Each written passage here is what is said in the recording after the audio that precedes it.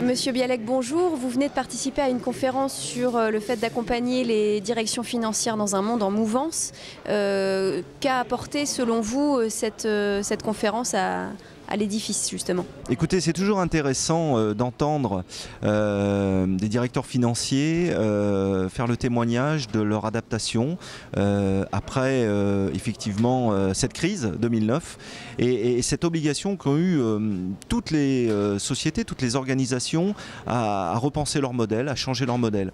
Et ce qui a été mis en relief, mais c'est un sujet que l'on voit bien poindre depuis quelques mois maintenant, c'est effectivement l'importance, le poids du directeur financier dans les décisions transverses. Puisque la crise nous a appris que au-delà des objectifs de chaque société, ce qui était important, c'était effectivement la maîtrise des équilibres financiers, et qui mieux qu'un directeur financier peut effectivement arbitrer, témoigner, anticiper, se projeter sur ces notions-là.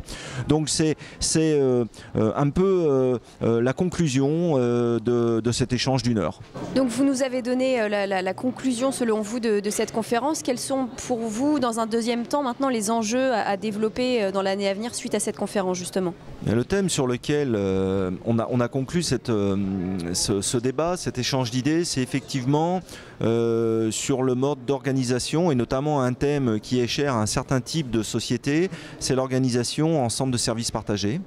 C'est un thème qui auparavant était sûrement uniquement dédié aux très grands groupes, qui maintenant, encore une fois, à cause de la crise, devient une idée ou un mode d'organisation sur lequel, dès qu'une entreprise a dépassé une certaine taille, et notamment un certain nombre d'activités filiales, c'est un thème sur lequel ces entreprises doivent se pencher. Et je crois qu'un des thèmes de réflexion, c'est d'essayer d'envisager la mise en œuvre d'outils et d'organisations tournant autour de cette logique des centres de services partagés, en prenant un modèle qui n'est pas forcément celui qui nous est proposé aujourd'hui, à savoir celui uniquement des grands groupes internationaux qui, pour ce faire, avaient de grands outils internationaux. Il va falloir quelque part downsizer, on va prendre un anglicisme, cette pratique pour la rendre admissible à des sociétés à périmètre, je dirais, géographique restreint. Voilà. Quel est selon vous l'intérêt de cette 4e édition du Salon Financium organisé par la DFCG? Nous, notre clientèle est vraiment basée autour des directeurs financiers. Nos outils sont des outils vraiment dédiés principalement, mais pas uniquement, à ces métiers-là.